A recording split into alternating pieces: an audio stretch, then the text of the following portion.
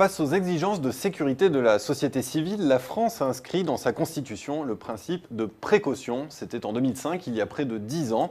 Et depuis, ce principe est régulièrement décrié, accusé d'être un frein à la compétitivité du pays, car il signifierait des contraintes pour les industriels qui se battent sur des marchés mondiaux face à des pays qui ne s'embarrassent pas de tant de règles.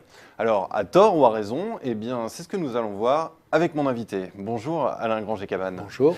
Alors, vous êtes président exécutif de la société de conseil Armelade, président de l'école alsacienne, membre du conseil d'orientation de la Fabrique de l'Industrie, le think tank présidé par Louis Gallois, et co-animateur du groupe de réflexion à l'origine de cette note, précaution et compétitivité, deux exigences compatibles.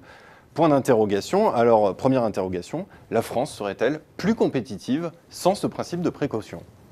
Faut-il donner raison aux détracteurs? Alors, la réponse, comme toujours, n'est pas uniforme. C'est oui et non à la fois. Je dirais que le principe de précaution en soi n'est pas un problème, mais la manière dont il a été, depuis 10 ans, vous le rappeliez, greffé en France, installé en France, cette manière pose problème. Alors, brièvement, le principe de précaution n'est pas un problème. D'abord parce qu'il est vieux comme le monde, et deuxièmement, il est répandu presque partout dans le monde. Vieux comme le monde, je vous rappelle que la devise d'Hippocrate, le père de la médecine, chez les Grecs, quand ça avait été traduit en latin, c'était primum non nocere, d'abord ne pas nuire. Un médecin doit, avant de penser à soigner, d'abord ne pas nuire.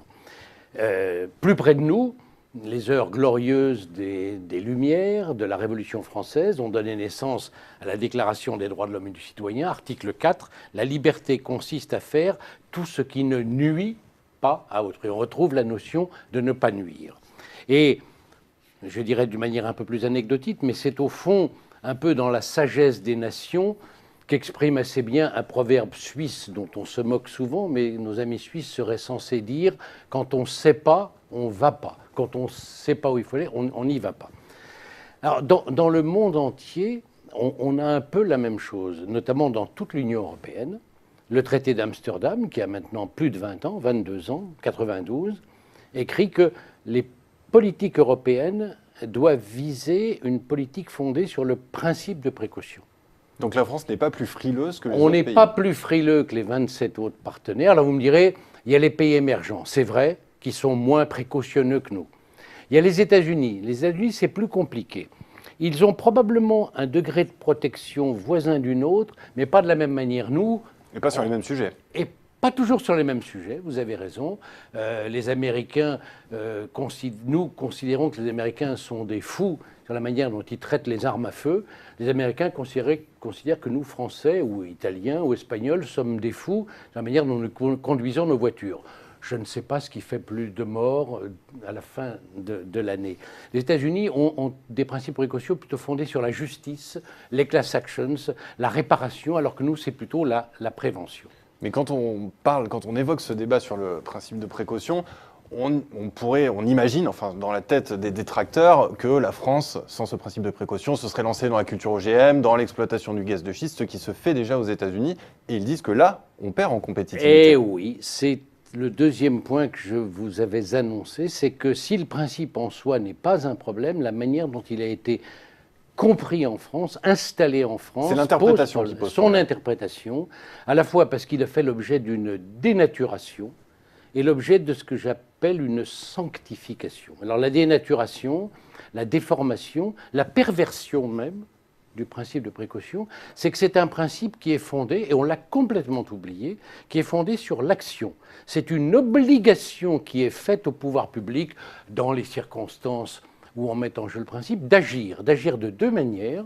Les pouvoirs publics doivent d'abord procéder à des évaluations des risques, ce qui est tout le contraire de l'inaction. Il faut être contraire actif pour évaluer les risques. C'est la fameuse analyse bénéfice-risque. Et deuxièmement, sur la base de ces analyses bénéfice-risque, les pouvoirs publics sont tenus de mettre en œuvre des mesures qui sont qualifiées de provisoires et proportionnées. Donc, deux obligations d'agir.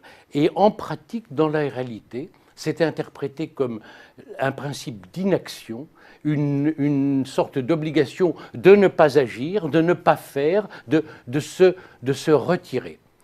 Deuxième problème qui pose en France, il a été déformé, il a été perverti, et deuxièmement, il est sanctifié, sanctuarisé, sacralisé même.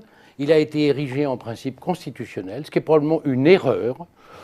Non pas une erreur juridique, mais le fait est que comme il est maintenant un principe constitutionnel, il est supérieur à toute autre règle de droit, qu'elle soit une loi, un décret, un arrêté.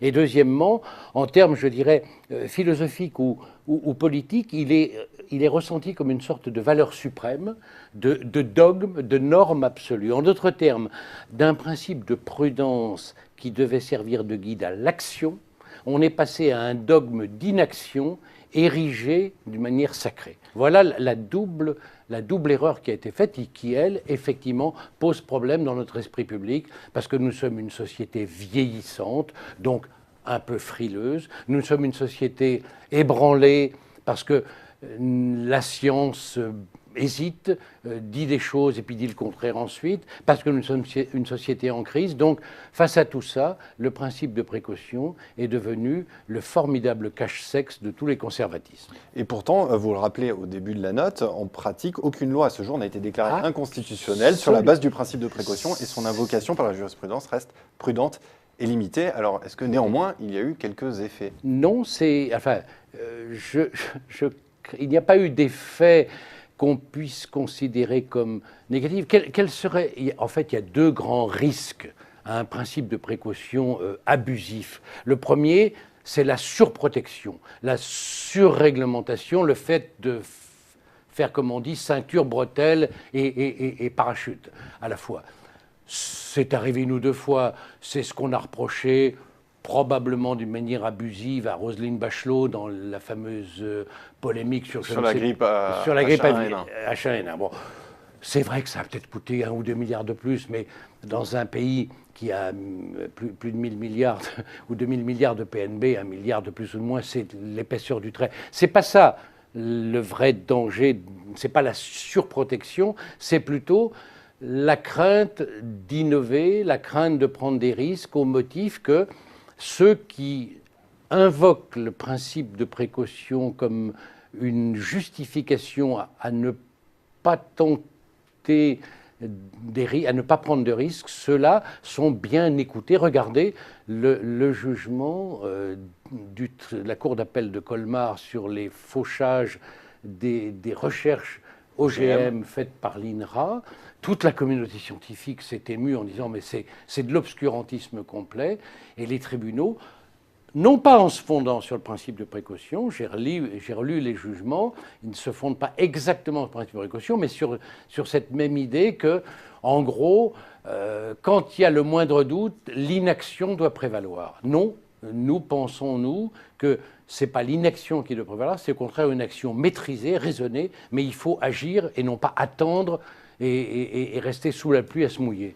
Alors je voudrais conclure, Alain Granger-Cabane, en évoquant un dernier point qui ressort de votre note, un point assez particulier finalement, on ne s'y attend pas, et ça va à l'encontre des idées reçues. Vous dites que le principe de précaution peut être une opportunité stimulant de l'innovation et même un facteur de compétitivité pour les industriels. Oui, bien sûr, parce que d'abord, une entreprise, un opérateur qui a développé un processus innovant peut, de ce point de vue-là, s'appuyer sur le principe de précaution pour faire prime sur le marché.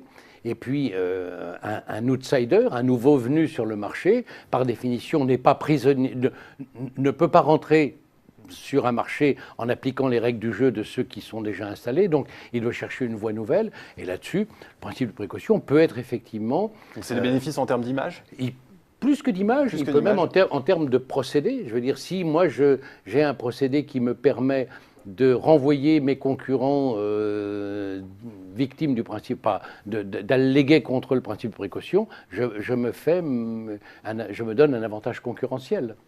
Bien, Alain Granger-Cabane, merci d'être venu sur Xerfi Canal pour présenter cette note. Précaution et compétitivité, deux exigences compatibles, qui est en libre téléchargement sur le site de la Fabrique de l'Industrie. Merci encore d'être venu sur Xerfi Canal. Merci.